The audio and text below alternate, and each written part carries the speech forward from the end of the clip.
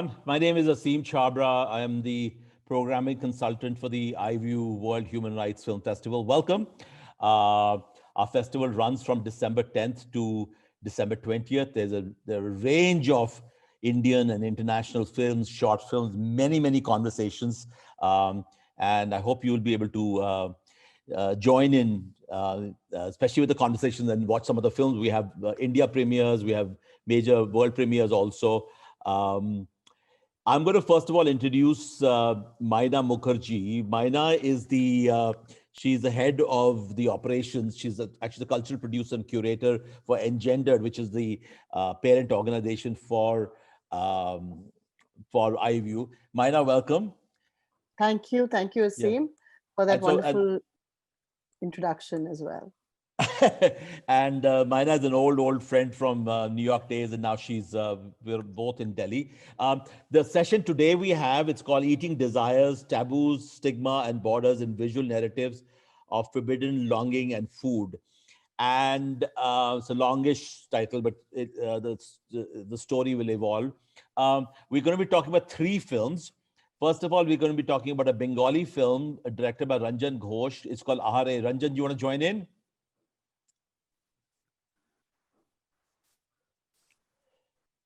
So Ranjan should be. Hi, Ranjan. Hi, Asim. Hello, Maina. Hi, okay. Ranjan. How are you? I'm doing well. So Ranjan is in Calcutta and Kolkata. Then we have Bhaskar Hazarika. Bhaskar is in Assam, in Guwahati, I think. He'll correct me. Bhaskar is the director of Aamis. Hi, Bhaskar. Hello, hi everyone. Good to be here. And last but not least, Khan. Fahim, do you want to join us? Fahim is the director of Aani, Maani. Fahim, you told me you're in, kahan pe ho tum? Muradabad, kahan pe?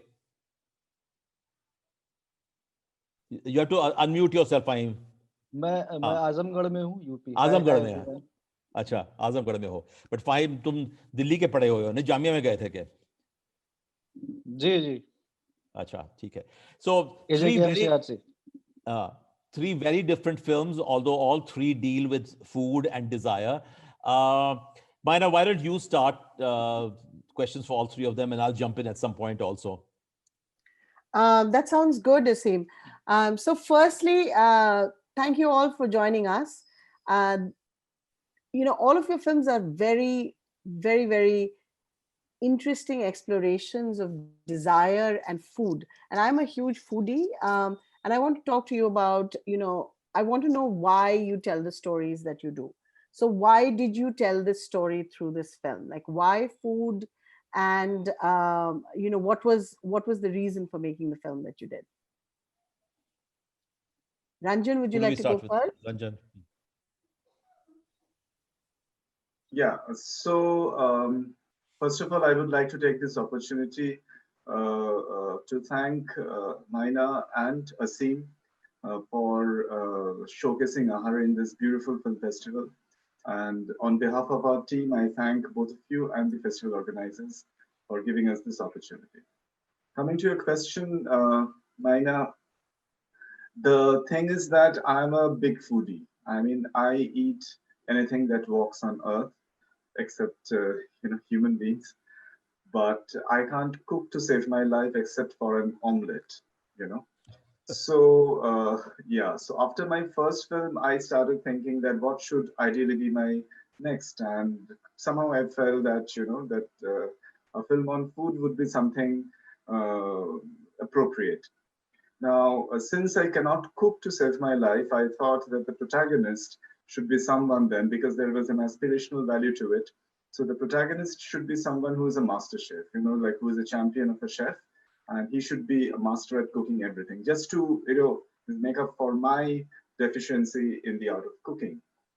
And it so happens that I trace my roots, my ancestral roots, to Bangladesh. In a place called Faridpur, like Faridpur in Bangladesh. My ancestral roots, both my parents' side, they come from my ancestors. They come from Faridpur. So my protagonist automatically became someone from Bangladesh.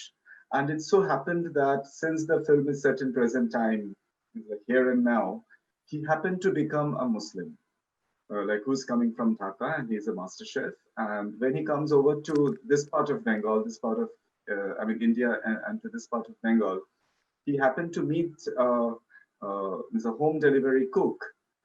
Like she's also a master at what she does, and then she automatically became a Hindu Brahmin, and then I wanted to see that these two people who love cooking, who love food, who love the art, means the culinary arts, when they meet, what happens? Two different persons from two different cultures across the border. That was one state, one nation, one land at one point of time, and was divided. Then they have now different cultures, different religions, different food habits, eating habits, cooking habits, cultures. Everything is different, but the language and the emotion is the same. When they meet, then what happens? And that was the seed, that was the origin of Ahare. And Ahare means food, and Ahare is also an emotion. So that was how it all began. Okay. Bhaskar, do you want to maybe go next and tell us, your motivations for wanting to make a film like this? I mean, Ranjan just said that he eats pretty much everything except for human beings. I don't want to give away the story of your film, but someone said that it's a really intense psychic sort of, the film has a psychic intensity. And, we want to talk to you about why you would want to tell a story like this.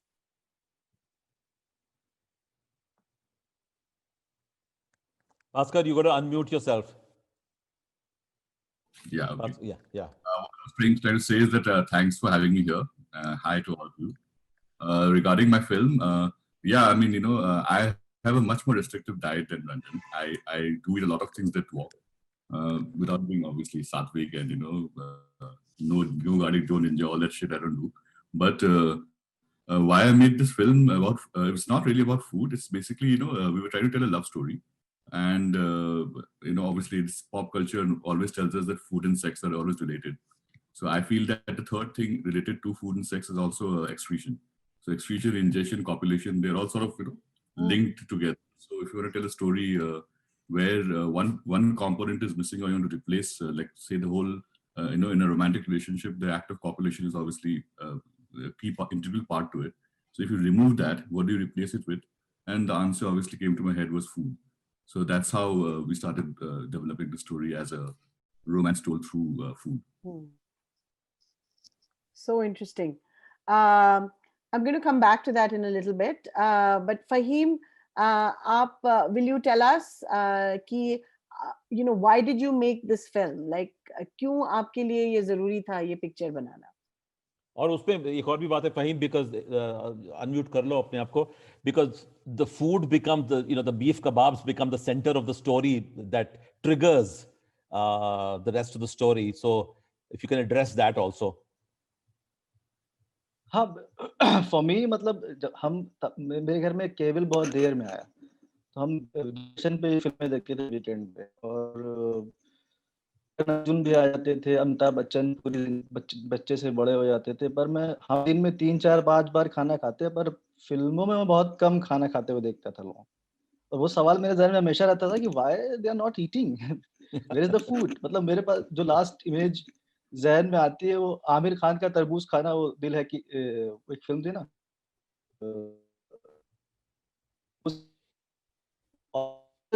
Hindi film से बहुत कम आती है जिसमें खाने को properly दिखाया जाता हो कैरेक्टर्स। तो ये सवाल हमेशा ज़हन में रहता था मेरे। और फिर ये पूरी पॉलिटिक्स बीफ के अराउंड शुरू हो गई। हम जामिया में पढ़ते थे, तो वहाँ जो हमारे जो नॉन मुस्लिम फ्रेंड्स आते हैं, वो जब भी बात करते हैं, अरे बिरयानी बहुत अच्छी मिलती है ओखला में। Every time they are talking about Muslim culture, they will talk about biryani, kebab, old Delhi के बारे में या जामिया के बारे में। तो अच्छा ठीक है भैया। ये पूरा बीफ पॉलिटिक्स जब शुरू हुआ तो ज़हन में था कि यार कुछ तो करना है हमें, इसके इर्द-गिर्द भी बुनना है कहानी। तो एक लव स्टोरी थी मियाँ बीवी की, और मुस्लिम घर की कहानी भी हम कम देखते थे, वो भी एक ज़हन में रहता था कि हमारे लोग कहाँ हैं, हमारे कैरेक्टर्स कहाँ, जो हमारे गली मोहल्ले में। तो वो सब मिला जुला कर एक कहानी बन गई, और आनी मानी आ गई। ये आपकी पहली कहानी है? Is this your first film? Yeah, it is my debut film. It's your debut film. Okay, very powerful. Asim, you want to ask some questions of our filmmakers?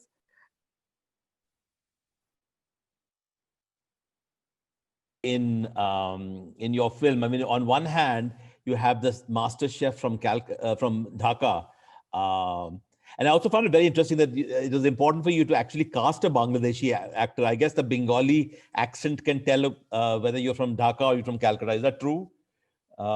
Is that one the reason why you cast an actor from Bangladesh? Yes, Asim, the thing was that when I had to cast someone in the character of a Bangladeshi chef, I wanted to I wanted to retain that sense of genuinity, that he should look and he should speak, and also casting someone would make it an interesting casting instead of then there would be no like shortcuts taken, or no kind of compromises, artistic compromises made, at least in the like in that arena. And I thought that he would come with his own change of dialect, because a certain Bengali person from Dhaka would speak in a certain different accent from a Bengali person from the Indian side of Bengal. So this was always there in my mind, and also I felt about the genuinity of the land. And when and the thing that happened to me was that was there in my mind was when a person from Dhaka, he is watching the film. When a person from Bangladesh, the audience there, they are watching the film, it should seem authentic to them that an actor from their land is actually playing a chef.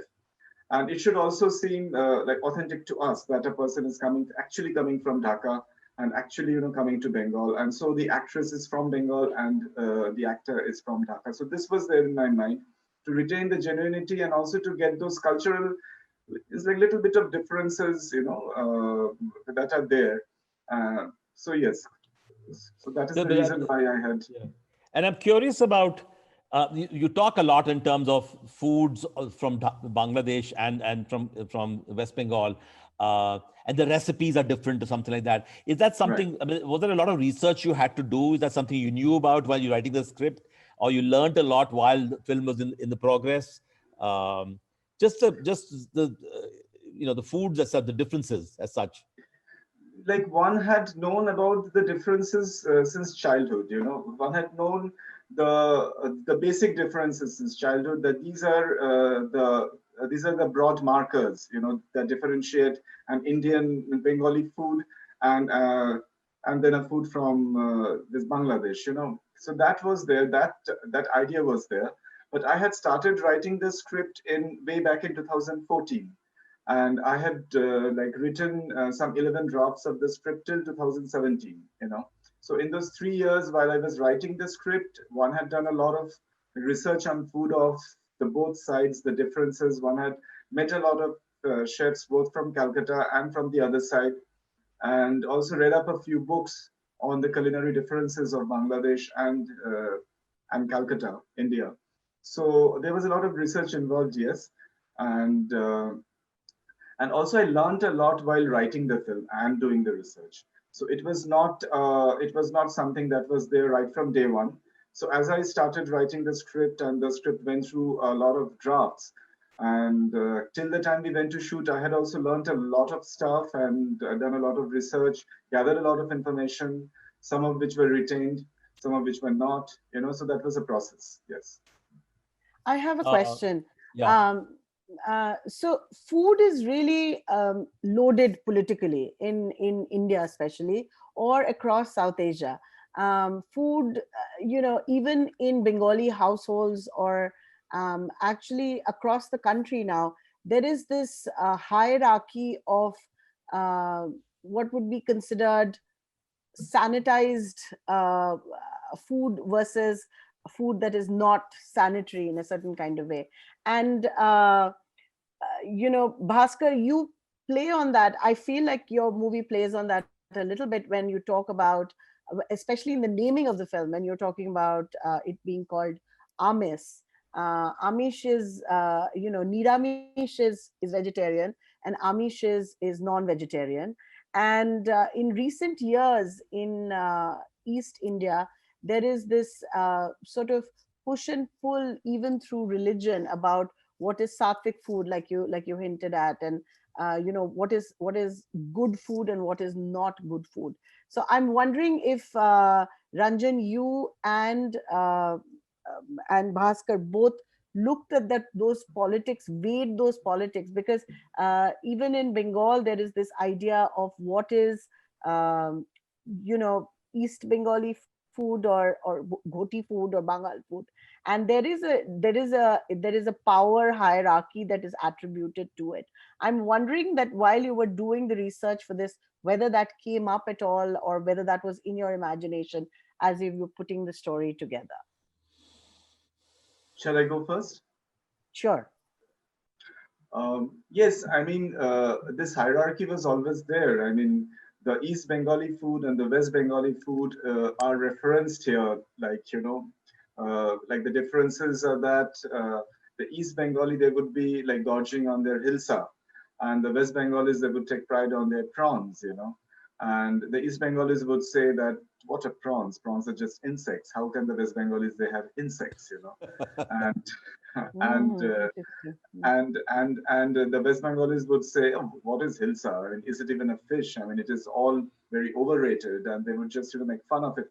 So this was always there. So there was this character played by Anubhav Pal, who is a friend of Arifin Shubho, I mean the chef, and he says that, what do you mean by this West Bengali food and West Bengali food? This Bengal is Bengal. I mean, what is this Bengal? What is West Bengal? So he was actually, also referring to the differences, the cultural differences, the religious differences, and also trying to say that the Bengali food, as it had like existed throughout the years, through the years, is the actual essence, and we should not really have a differentiation between these two like food cultures, in terms of eating habits or in terms of culinary habits. So I think more than highlighting the differences between the cultures, especially the food cultures or any other cultures, Ahare was trying to explore the fact that despite the differences, we are one. Despite the differences, we are one, and these differences are essentially imposed upon us by the society, by the governments, by the external powers that be. And it was talking of something that we should come together and that we are one, that kind of a thing. So the differences were there, but Ahare's thrust was more on the unity despite the differences, and on the irrelevance of the differences, really, if I may say so. Hey, Ranjan, just one very quick thing, by the way. I don't know if you obviously don't know, but Anubhav Pal is, can I say, Maina, he's one of your closest friends. He's also a good friend of mine, but yeah. Okay. I mean, I've known him we both have known him from New York, and we are both very close to Anubhav Pal. So yes. Such a pleasant coincidence. Small Bhaskar, world, Really small world. Bhaskar, you want to address Maina's question, then I'll ask Fahim. What happened was I got bumped out of the meeting because I lost connection. Can you repeat the question? Sure. So essentially I was talking about, how food is very politically loaded, and the choice of name for your film, did that have anything to do with this rising sort of trend in South Asia, or especially in India, in different parts of what is considered good food versus not good food, so what is sanitized and what is not sanitized? Somehow this kind of notion that non-vegetarian food is unclean in a certain kind of way. So was there a reference to that? Was that in your imagination while you were writing the story, or while you were creating the narrative? Well, of course, food politics, the current situation in the country is always in the back of my mind. I do have very strong opinions about that, but I thought Aamis is not the film for me to, go wax eloquent about what I think about this, this regressive policing of what people eat. Because my story was a love story. So I had to do the other thing. I had to make sure that my views on food politics does not seep into the story. I wanted to, maybe I will make a film on that, but this is not that film. This is a film about two lovers. So I had to make a conscious decision, effort to not get stray into areas during my narrative which will sort of be a platform for me to say things about the current food politics in India. So that was Right. so my thing was the other way around. Right, right. So how come you because the literal translation of Amish is like I had said earlier, the literal translation is non-vegetarian, right? At least in Bengal, that's the case. So there's Amish and there is Niramish. Niramish is vegetarian and Amish is so. But the translation that you've used is the word ravening. So I'm curious about the choice of word there. Could you tell us a little bit about Actually, why no, you chose? yeah, I chose a title which is not a translation of Aamis. It was, just an English title, international title for the film. Which basically it's a very, rarely used word, which is essentially the act of, becoming ravenous. So that craving Interesting. for something. So that was not. But Amish, you're right. I wouldn't say it is non-vegetarian because I always find it more like a pejorative, as in vegetarian and then non. Mm, Because in our cultures it's other way around. It's Amish, which is meat eaters, and Nir I Amish, see. which is people who Right, don't eat meat. So meat eating was right, the default. right. So that is what happens. But it is interesting. It's an interesting sign of times that that has changed. Like in East, there is always this idea of hegemonic culture across India, of food eating habits, and that's not the case at all. I mean, India is very diverse in the way that it consumes its food, and I feel like there has been this recent kind of obliteration of that difference.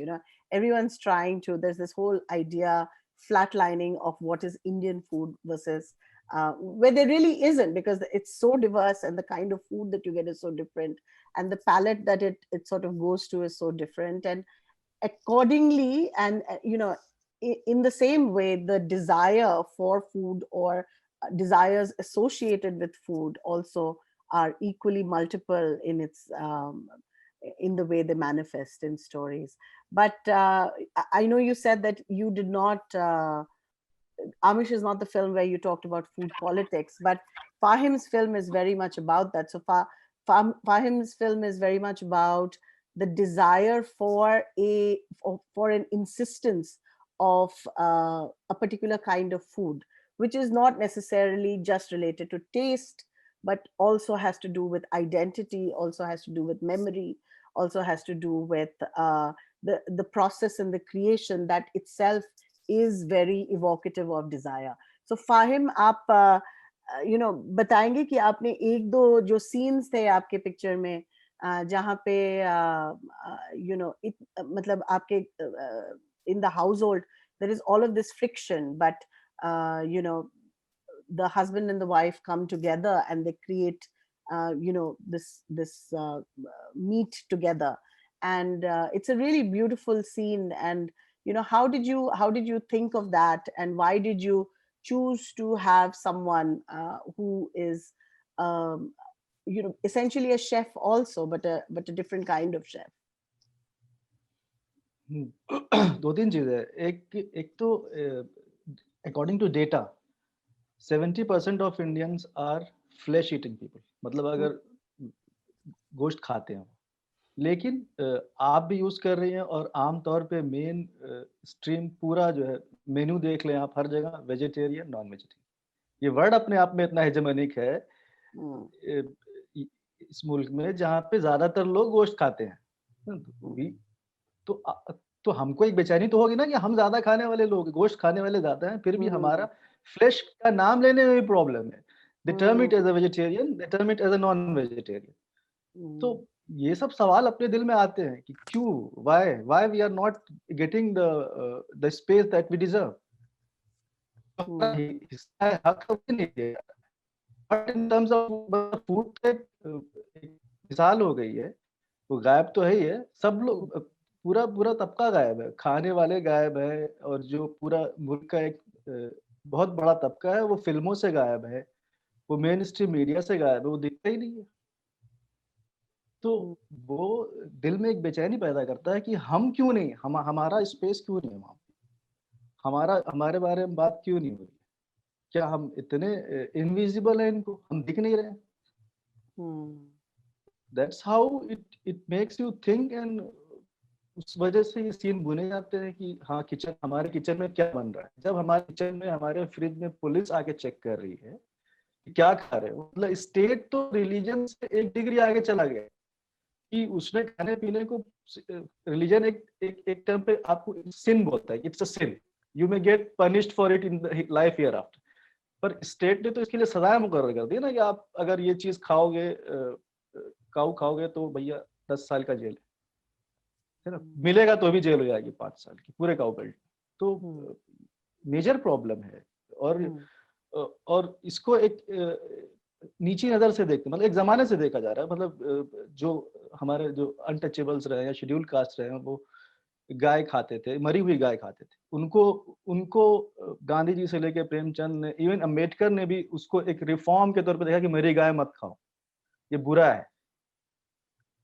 तो ये पीछे से चला आ रहा है, और majority of people इसको मतलब जो आपने बात कही वही कि सैनिटाइज फूड वाली बात है। आप देख रहे हो कि ये बुरा है, इसको लुक क्या बोलता है अंग्रेजी में, लुक डाउन अपॉन, नीचे नजर से देखने वाली बात। तो बेचैनी तो पैदा करे, हम वही खाते आ रहे हैं, एक जमाने से खाते आ रहे हैं। और इनफैक्ट अभी मैं बात भी कर रहा था इस बारे में, एक अभय भाई हैं सीनियर, उन्होंने बोला कि वैदिक कल्चर के हिसाब से सब कुछ जो ग्रहण किया जा सकता है वो अन्न है, खाया जा सकता है। देयर इज नो प्रोहिबिशन, जो खाया जा सकता है वो लीगल है। वही भ्रम है। अब ये क्यों प्रोहिबिट? Also, ये एक पॉइंट है कि खाना is not necessarily tied just to habit. It is also sometimes an outcome of means, and that also ties to Ranjan's film, this whole idea of East Bengali food and, Ghoti food or West Bengali food. I mean, a lot of the differences in food are because, one community was also migrant. I mean, the East Bengalis who came over to Kolkata or to West Bengal, I mean, they were migrants. And so their food habits were then naturally curtailed or took on a particular kind of form because of scarcity of resources of a certain thing. So oil was perhaps used more liberally in West Bengali cuisine versus East Bengali cuisine, but that's also driven by necessity.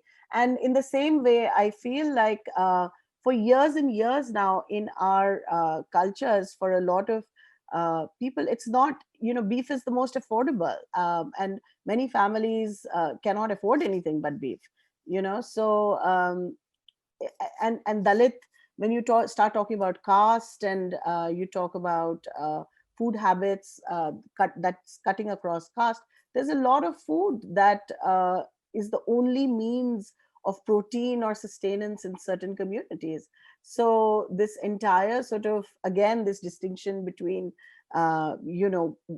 what is good food or not good food, or kind of making that into a hierarchy is very problematic. And so it's great to see some of you sort of start evoking that in the stories that you are telling. Coming back to sort of more stylized ideas, why was it important for you, Ranjan, for example, to have, I mean, what was the response also to people when in these current times of say love jihad, I mean, what was the reception that you had for a love story where the two protagonists were from different religions? Well, I mean, this was a question that I have faced almost at every other film festival that we had attended while the film had released, and generally that, in Singapore, I remember a member of the community had actually asked me that, why are you promoting love jihad? And I was like, okay, interesting. But, I told him that in India, in the Upanishad, it is written that Vasudhaiva Kutumbakam, that is the theme of India, that is the soul of India, where the world is one family. And the two lovers, the entire, the idea of two lovers are, like, who are these two lovers? Are these the two people that are being shown, or are these the two religions that they represent? Are these the two countries that they come from? Or are the two lovers the migrants and the natives, the natives of a land and the migrants? Who are these two lovers, So the entire idea was that, and I somehow felt that, there is the two lovers, or Ahare, was actually about, it was actually about humanism, and how these external identities imposed upon us by the society, by the system, when we are born, and the way we are built up, and the way we are brought up, and our systems are built, is something that is totally redundant. And religion, like any kind of religion, should only be can only be an unifying force if they have any function to play in our lives today, when science has made such progression that we're going to Mars, that we are doing such strident, such steps in stem cell research and all that. During those days, during these times, religion can only be an unifying force, and we cannot be defined by these external identities, And therefore, like, if you have seen Ahaa, if you have watched Ahaa, you would know that I had actually turned their religious identities completely redundant. We do not really dwell upon their religious identities, their differences and all that. Instead, we say that it is not important. I mean, she is like elder to him. That's not important. The patriarch, played by Paran Bandyopadhyay, veteran actor, he says that, so what if he is a Muslim? It's not important. And he says that, so what if she's like elder to him? It's not important. And these things do not really matter in our lives and should not really matter. So this love jihad thing in our land, in the land of the Hindus, is something, it is an oxymoron, I think, because we believe in Vasudhaiva Kutumbakam. The world is one family. And our religion is so large, so magnanimous, that it has the capacity of incorporating and inviting everyone into us and accepting every other religion, every other culture, every other like race across time.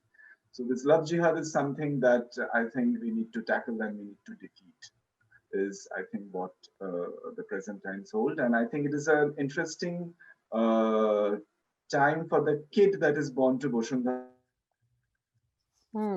This is true. Maida, can I ask Fahim a question? Please, please. Fahim, Fahim, I just needed to understand more. तुमने शुरू में passing में एक बात कही थी कि जब जामिया में तुम students थे, तो people would come and say कि अरे तुम्हारे ओखला में तो कबाब और बिरयानी बहुत अच्छे मिलते हैं. So is that, please forgive me, I'm not at all judging, but is that something that bothers you, that that's the only Muslim identity people understand कि बस मुस्लिम लोग खाना बहुत कमाल का खाते हैं? I'm just curious. You said that statement and I was wondering. हाँ, मतलब वो मुझे नहीं पता वो गुडविल गेस्चर के साथ या क्यों कहते हैं कि यार बिरयानी व्हेन विल कम. अच्छा, मैं जैसे बताता हूँ कि हाँ मैं उकला में रहता हूँ या मैं मोहम्मद अली रोड पे रहता हूँ, मुस्लिम दिल कम, हाँ खाना, अरे कुछ और भी तो बात की जा सकती है पहले. they'll talk about food की बस वही अच्छा है आपका, अच्छा बिरयानी खा सकते हैं अपन, बट बीफ नहीं. तो वो जोड़ दिया, मतलब कि ठीक है आप कुक हैं, आप खानसामा बन के रहिए बस इस मुल्क में, आप हीरो नहीं बन सकते. नहीं, मेरा नहीं ख्याल यार, मैं पंजाबी हूँ. पीपल ऑलवेज से कह रहे तुम तो बस राजमा चावल खाते हो, और North Indians, I think every community, every religious group, food की भी आइडेंटिटी हो जाती है उनके साथ. I mean, Maina, don't you agree with me? We talk about Bengalis and what kind of Bengali food it is. First of all, I mean, I don't think it's demeaning to any group or religion. Punjabis और Bengalis जो है दोनों मतलब बुर्जुआ class है इस मुल्क का. लेकिन मुस्लिम जो है एज अ होल अभी बहुत हाशिए पे है, तो उनको मतलब चिढ़ हो सकती है तो कंपैरिजन करना थोड़ा सा मुझे लगता है कि we should That's reconsider. You should reconsider. yes, no, absolutely. I think that there is a lot of Yeah. there is a lot of privilege that some communities have, and Yeah. I completely understand that, you know, when you are on the margins or you're facing the kind of hostilities or kind of stereotyping or a kind of phobia as a community, it is a completely different thing, and And that's especially stereotyping when very you honest. raise the difficult questions to them, when you raise the Right. difficult question to them, so rather than answering them, they come with अच्छा ठीक है चलो बिरयानी का diversion tactics के तौर पे कि चलो उस पर बात ही नहीं करते वो होता है हो सकता है मैं एलर्जिक हूँ ज्यादा एलर्जिक हो रहा हूँ बट है somewhere it is there. No, of course, of course. These are difficult topics to talk about. And so I think that there is a lot of unease and a lot of fear around having conversations about these issues. Definitely, देश का माहौल पूरा वैसा ही है. मतलब आप देखो वो कसाब वाले केस में कैसे बिरयानी वाले चीज को कैसे कम्युनलाइज किया गया एक फूड बार बार हाँ that is true हाँ बार बार झूठ बोला गया तो वो चीजें हैं ये ऐसा नहीं है कि नहीं है.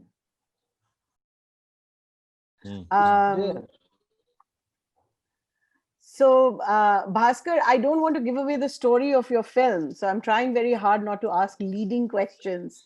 But there are a lot of cinematic choices that you made that were about very taboo kind of sort of notions of, you know, why was it important for you to kind of shock the viewer? Were you trying to shock the viewer into out of some complacence, or I mean, you were trying to tell a love story? Were you trying to convey a certain kind of intensity? Is that the reason, or why were you, you know, why did you extend the food metaphor into you know, a different kind of like why did you really take it out there?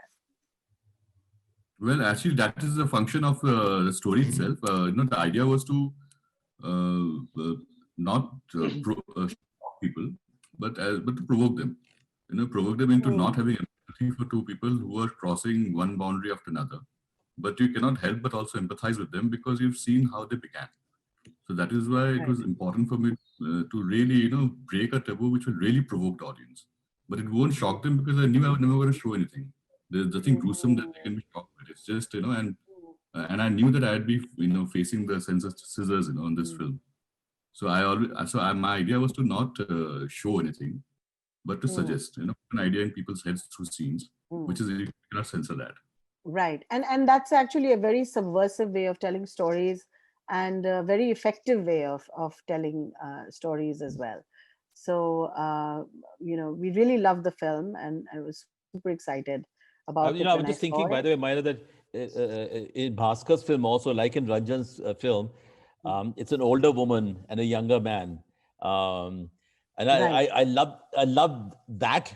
That's also a taboo in our society in a lot of ways. And the fact that both these films are sort of challenging that, one from Assam and one from Bengal, I think that's really fascinating.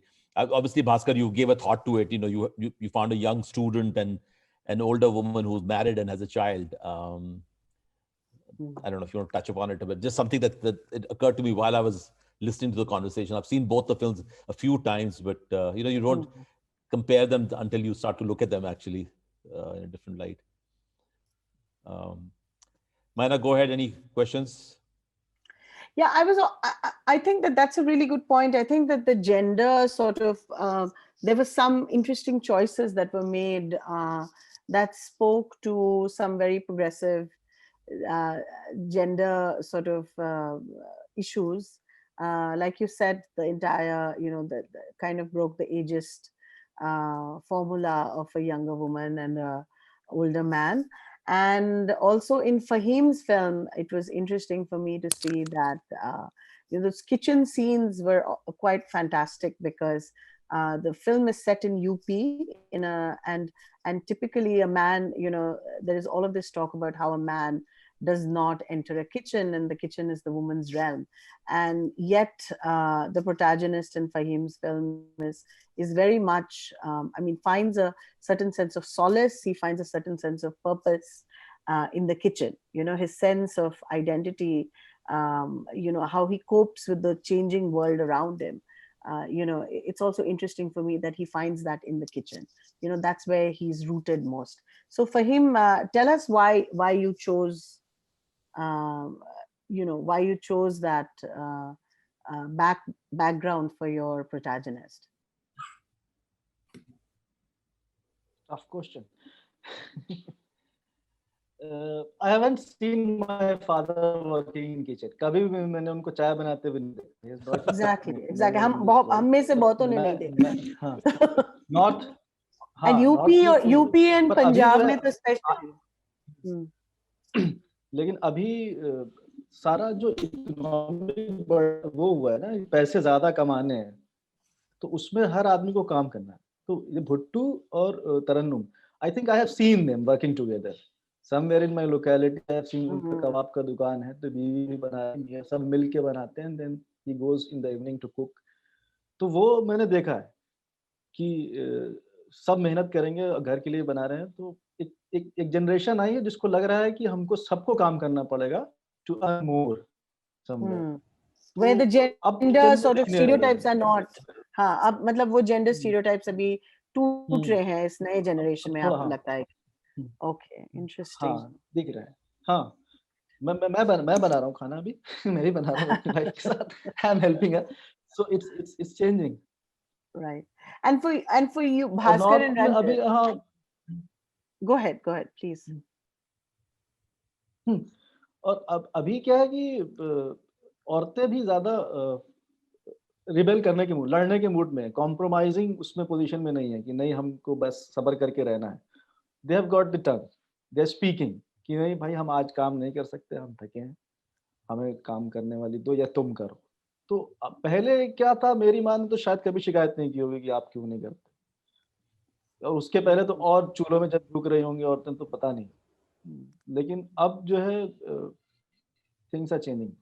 और तुमने तो उसके भुट्टो की sister है, she is divorced, right? She is left her husband और she is divorced. So that's the other point also, that she leaves her husband, and I thought it was interesting that in a very, very lower middle class family in a small town, they बीच में कहते हैं कि father कहते हैं कि भाई मतलब वो छोड़ के आई है, but she is also ruling the sister, right? हाँ, दो चीजें बताता हूँ इसमें. मेरे मोहल्ले में ऑलमोस्ट मेरा घर छोड़ के हर घर में एक डिवोर्स लड़की है. Really? In all the cases लड़कियों ने डिवोर्स लिया है कि हमें नहीं रहना उनके साथ. पहली बात. दूसरी बात यह है कि लड़कियां ज्यादा पढ़ी लिखी हैं. I know girls who are postgraduate in chemistry, physics and married to high school fail boys. तो दोनों ही सिचुएशन है यहाँ पे. और अभी क्या है कि औरतें कॉम्प्रोमाइज करने के बहुत मूड में नहीं. वो अब घर वाले भी साथ देते हैं कि चलो ठीक है आ जाओ, कोई बात नहीं. पहले होता ये था कि चलो एक बार टाल दिया तो टाल जाओ. अब ये जो जहन में हमारे है ना कि शादी हो गई और फिर जिंदगी भर का, वो जिंदगी का 7 जन्मों का जो दिमाग में घुसा हुआ है ना, वो अब वो निकल जाए तो बेहतर है. क्योंकि आप एब्यूसिव रिलेशनशिप में क्यों पूरी जिंदगी झोंकोगे भाई? तो ठीक है. हाँ. So it's a question of choice. तो अलग हो जाओ. हाँ. So what about you, Ranjan and Bhaskar? Why did you choose to tell a love story with a older woman and a younger man situation? That's a very interesting question, Maina, because I do remember, but I don't know why, but I do remember that when we were taking our, so I was born and brought up in Durgapur, which is a small town in Bengal, and I remember that when we were taking our ICSE 10th exams, I had a crush on our invigilator, who was this wonderful lady. And and I would just and not just me, a whole lot of our students, and it was a boys' school, and she was from Carmel Convent. She was a teacher from Carmel Convent, and we used to know her, and we used to talk about her a lot. And she had come over as an invigilator, and we would ask stupid questions to her, just like that, and and so that memory has stayed on with me, and I don't know if that had any role to play later on. And I think the older woman, younger man thing has happened with a lot of us guys. Later on also in our lives, we had our crushes, and we had always looked up to someone, who is probably older than us. For me personally, I think I was born in a family where my mother had a certain power and a certain aura, and I had seen that my father used to cook and my mother used to cook, and when my mother wouldn't be there, my father would cook, and if my mother would be unwell, my father would cook. So these are things that I have seen really, and the power of the woman I have seen in my family with my mother, then with my elder sister, and every other son is in love with the mother. So yeah. So I think all these have kind of crept into my story, into my psyche. And so I've tried to bring the stereotypes, that after marriage, this woman does not go over to Dhaka or to Bangladesh to live with him, but this guy is coming and staying at the place of this lady, and he stays back at her place, which is actually what would not usually happen in even a Bengali society. I mean, it doesn't happen. I mean, the girl goes over to her in-laws' place, but in the film, we have shown that the guy comes and stays at her place. So I think an elder woman here also represents a powerful character, woman as power, because she kind of had become the son of that family. She had become the son of her in-laws' place, because their son is not there. So I think the elder woman represents, I think, feminine power, and I think that is what it is. Interesting. Right now, my answers would be in kind of retrospect, and they would be properly properly arranged and thought about, and properly structured, and well told. But I think all of this had happened very organically, and now through all these discussions, even at the NYIFF and all that, through all these discussions, I've come up with these answers. So, but all So you're saying it wasn't a studied sort of they weren't studied choices? It wasn't studied. Okay. It is never studied. I think this is how I am, and if I were to write a film or if I were to create a film, this would happen organically. All this had happened organically. Now I'm just collating the answers. Yeah. No, that makes sense also. I mean, that also means that you wanted your story to, it also reflects what you would like to see, I mean, I feel like cinema is a two-way thing. I mean, you take your cues of society from cinema, but cinema also gives cues and also transforms the society around you. And so it's an important role to play as a filmmaker. Absolutely. Yeah. Also, it is also, the effort is to explore and to try and come up with something and hold a mirror to the society, that what all we can achieve and where we are going wrong and what all we need to correct, these things are there, at a sublime level. And what about you, Bhaskar? Go ahead, yeah. Why did you have an older woman in your narrative? Was it? Actually, it was very simple because, I was doing a story about two lovers who cannot physically consummate their relationship because of a barrier. And so I thought the is a good barrier, because anything else would just be too polarizing. It will distract from the love story I'm trying. Like I keep saying. Love story you're trying to tell. Okay. That's fair, yeah. Asim, you were saying? Very quickly, Bhaskar, I've always, and I think I may have already asked you this question. I mean, you have this, is there a fascination with the horror genre? Because your first film, Kothanathi, was truly a horror folk stories, a group of that. And while what I love about, Aamis is that, these are very normal, regular people like us. They go shop in this grocery store. They, their lives are so similar to us.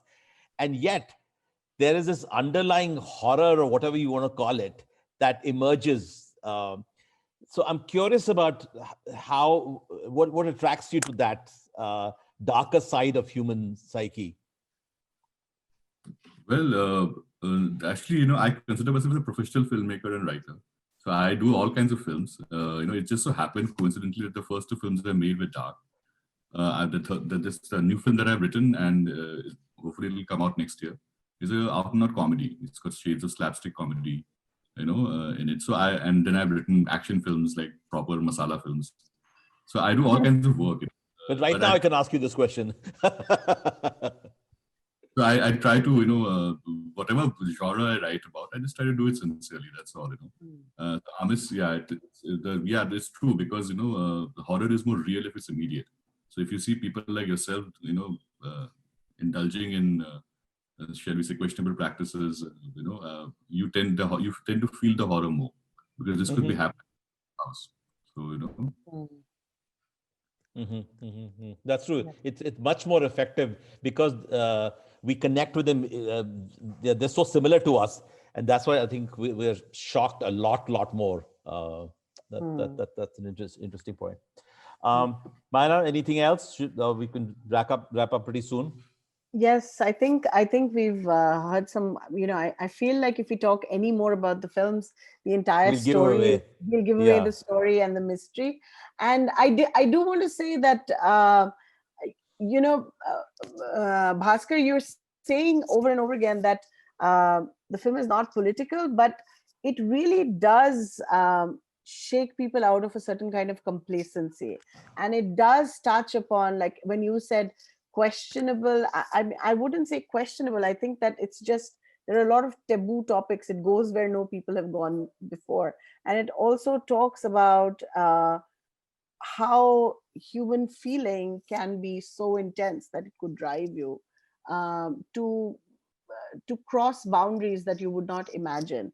Perhaps the people in the film themselves, or the characters in the films, I don't think that they necessarily started off thinking that they were capable of going to a point in passion where they actually landed up in. So it's also talking about pushing boundaries, and it's talking about what is taboo, what is this notion of taboo, what is I kind of feel like there is a lot of underlying currents that do talk about this censorship around how you can feel, how you can think, how you can talk, how you can eat, what is closest to you.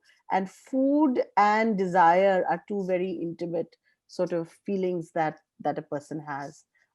So I think that even though I'm hearing you say that this was just about the love story, I kind of feel that as an audience, I take away a lot more than that. So, just my thoughts. And I love your film, Fahim. It's amazing. It's so powerful that you're talking about this.